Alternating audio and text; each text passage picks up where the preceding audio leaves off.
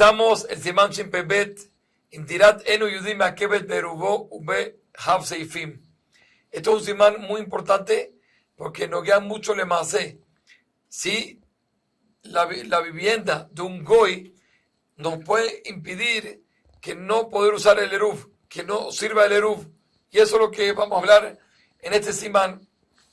Y como comienza el Shuanu diciendo en Seif Alef, Adar imakum bechatzer eno oser alav, ad shiyu shnei israelim darim beshnei batim, veosrim ze al ze. Uno que vive en el hatzer, en el mismo hatzer, en el mismo patio, en el mismo edificio, hay un goy, entonces viven con el goy no les prohíbe a ellos hasta que sean por lo menos dos israelim, dos yudim, que vivan en dos casas y que se prohíban uno al otro. Entonces, para entender, como nos trae aquí en Mishnah Berurah, vemos acá que el goy puede llegar a prohibir el hatzer de que no se pueda letaltel, que no se pueda cargar y no se pueda hacer nada. ¿Por qué? Dice Mishnah Berurah, la vivienda de un goy no la consideramos vivienda, no tiene importancia como vivienda para considerarlo como que si hay dos yudim y un goy, hay tres viviendas. No hay tres. En teoría debería ser eruv entre ellos dos y se acabó. Pero los Jamim dijeron, no queremos que vivas cerca con el goy, porque si vives cerca con el goy, ¿qué va a pasar? Vas a aprender de sus actos. Y no queremos que aprendas de sus actos. Por eso dijeron los Jamim, vamos a hacer un decreto. ¿Cuál es el decreto? Para que no se te haga tan fácil poder cargar en Shabbat, y todo el mundo quiere sacar de su casa, al hater, al patio, poder moverse y mover las cosas. Entonces, te vamos a decir que si hay un goy contigo, él te prohíbe, y el eruv no va a servir. ¿Hasta cuándo? Hasta que tú le alquiles su propiedad. Y no siempre va a ser fácil. Puede ser que el goy no te lo quiera alquilar. El hecho que se te va a hacer un poco más difícil, entonces le vas a pensar si realmente quedarte viviendo o si del todo ir a vivir cerca de un goy, que el goy te va a prohibir a ti. Ese es el decreto de los hajamim. Solo que como dice el Shulchan Aruch, el goy no va prohíbe, el decreto de los hajamim que el goy prohíbe únicamente si hay dos yudim que viven en dos casas y se prohíben uno al otro. Y cada frase tiene su explicación, como lo dice Mishnah Berurah. Pero la base es de que si es un solo yudí con un goy, ahí no hay el decreto. ¿Por qué? Porque siendo que hay sospecha que el goy puede llegar a matar a un yudí, entonces por lo general un yudí no vivía solo con un goy en un hater, porque sospechaba de shifihut damim. Si es así, algo no frecuente. Algo que no es frecuente, los hajamim no hicieron decreto.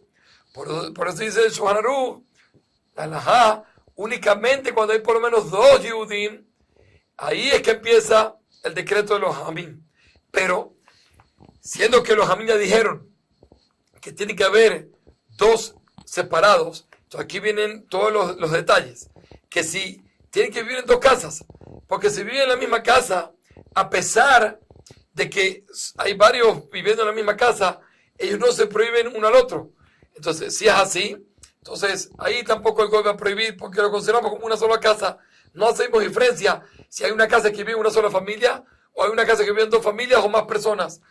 En los Kitarot de las Gezerot, cuando los Hamim hicieron un decreto, lo hicieron con reglas claras. Cuando hay dos Yudim, dos independientes, pero si están en una misma casa, no lo consideramos. Y ahí el goy no prohíbe. Y también, Osrib Talze, si son dos casas, pero no se prohíbe uno al otro, entonces tampoco el goy va a prohibirlos a ellos.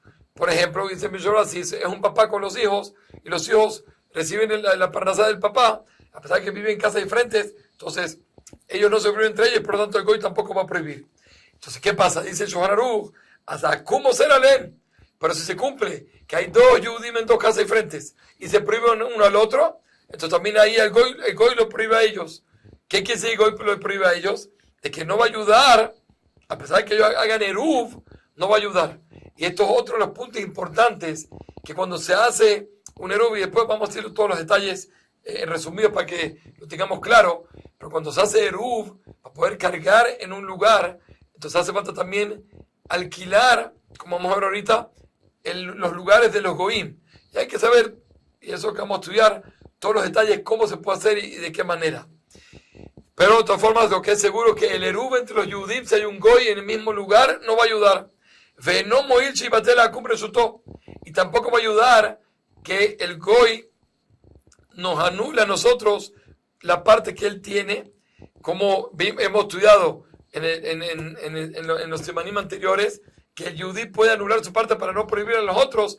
Aquí no vamos a permitir de que si el Goy nos anula a nosotros y nos cede su parte, se va a poder cargar, etcétera. ¿Por qué? Porque estamos quitando todo el decreto. Todo el decreto es para no vivir con ellos, algo que sea difícil. Entonces, si decimos que él puede anular así facilito, entonces el decreto no se va a cumplir. La gente se va a quedar ahí y no va a tener no va a pensar del todo si irse o no irse. Ela, sino que hace falta hacer, ela shaskiru mi menú, hace falta alquilar de él, del Goy, hace falta alquilar. Y eso es lo que hace un poquito difícil, y eso va a ayudar tal vez que no todo el mundo va a querer vivir en la cercanía del Goy. Kol Tuv.